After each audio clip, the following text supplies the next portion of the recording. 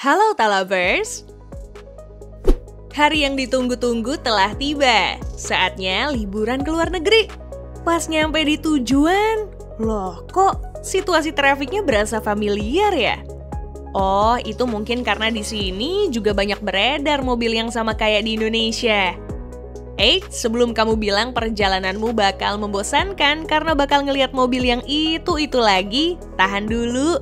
Kamu harus paham kalau sebuah model mobil biasanya cenderung dipasarkan di beberapa negara.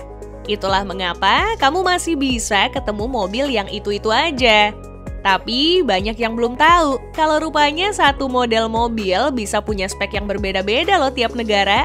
Seperti halnya sebuah Honda Brio ini. Penasaran kayak gimana sih perbedaan Brio lokal dan di luar negeri? Yuk tonton videonya sampai habis ya!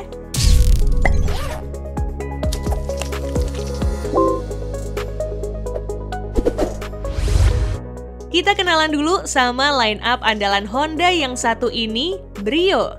Sejak awal kemunculannya telah diplot sebagai city car atau subcompact car untuk mengisi kelas di bawah Jazz yang kian hari makin melar.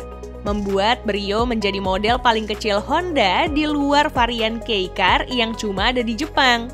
Awalnya versi konsepnya dipajang di Thailand International Motor Expo 2010 lalu sebagai all new small concept. Nama Brio sendiri diambil dari bahasa Italia yang berarti kelincahan atau gairah yang menggebu-gebu dan mulai diproduksi pada tahun 2011. Sejatinya mobil ini memang diciptakan untuk market negara-negara berkembang. Gak heran kalau mobil Honda cuma menjual Brio di Thailand, India, Filipina, Afrika Selatan, Vietnam, dan tentu saja Indonesia. Di Indonesia sendiri, Brio awalnya diimpor utuh dari Thailand. Namun, penjualannya yang terus menanjak memaksa Honda Prospect Motor untuk merakit lokal mobil ini. Tentunya dengan berbagai penyesuaian. Nih, kita kasih lihat apa aja bedanya. First thing first, kita bahas dulu gimana mobil ini memikat konsumen tanah air sampai laku banget. Secara, Brio adalah satu-satunya mobil non-MPV yang sempat merajai penjualan mobil tanah air walau cuma beberapa bulan.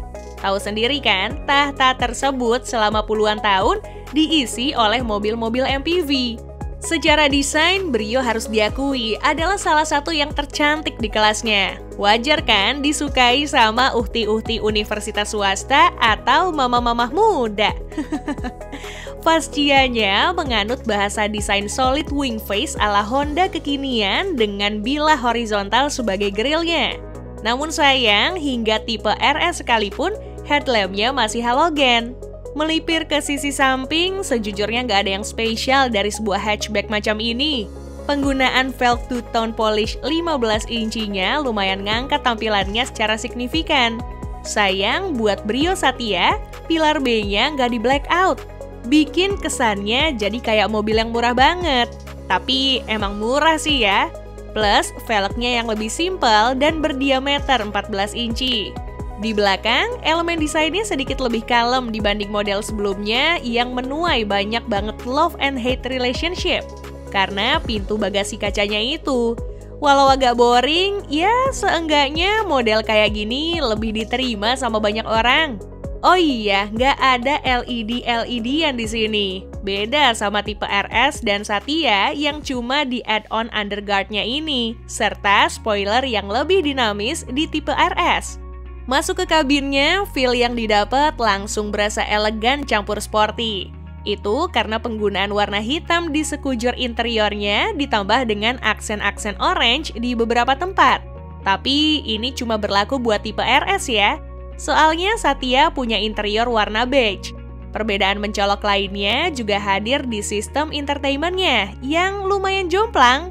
Sebab meski sama-sama double DIN, tapi tipe RS dapat yang touchscreen dengan konektivitas Bluetooth dan sebagainya.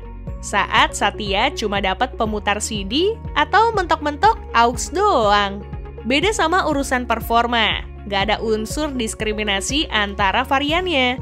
Tetap mengusung mesin 1200 cc bertenaga 89 horsepower terbesar di kelasnya. Tenaga tersebut disalurkan ke kedua roda depan melalui transmisi manual 5 speed atau CVT. Sampai video ini dibuat, Brio Satya termurah dilepas di angka 155,2 juta rupiah. Sedangkan Brio Satya termahal ada di angka 184 juta rupiah. Beda dengan tipe RS yang berada di kisaran 209 hingga 226 juta rupiah. Eits, mau kemana nih? Belum selesai loh. Sebelum lanjut, kepoin dulu dong sosial media kita. Cukup cari autopopuler.official di Instagram dan juga autopopuler_official di TikTok. Di sana konten-kontennya seru-seru loh. Yuk lanjut.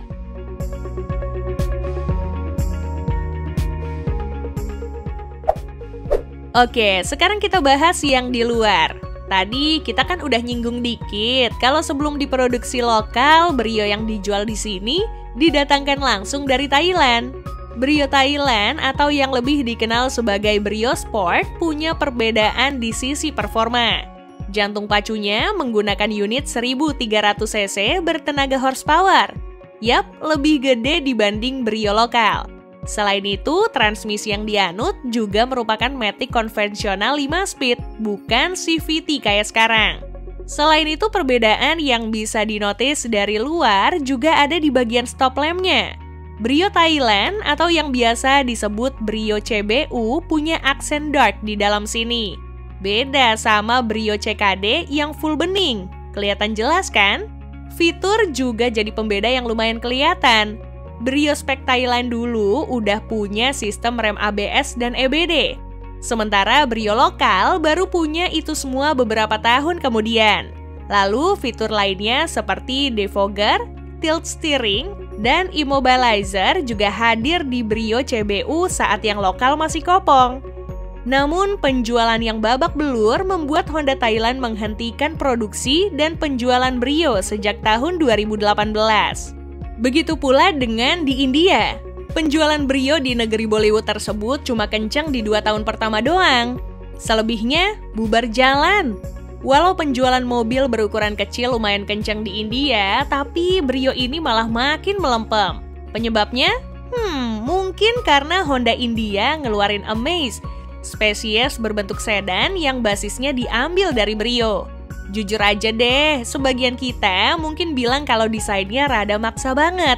Garis-garis yang dimiliki oleh mobil ini seolah nggak proporsional. Walaupun begitu, penjualannya moncer semoncer-moncernya, bahkan ngalahin angka penjualan Brio di Indonesia. Karena bentuknya jadi sedan kompak, dimensinya pun melar sampai 3,99 meter. Yap, bahkan 4 meter pun nggak nyampe. Bandingin sama kelas sedan terkecil di Indonesia yang nyampe 4,4 meter. Kebayangkan kecilnya kayak gimana? Di dalam, kamu yang mantengin berita otomotif tanah air bakal familiar sama layout interiornya. Soalnya ini plek-ketiplek sama yang dipakai BRV terbaru. Cuma aja di sini pakai rona yang agak terang.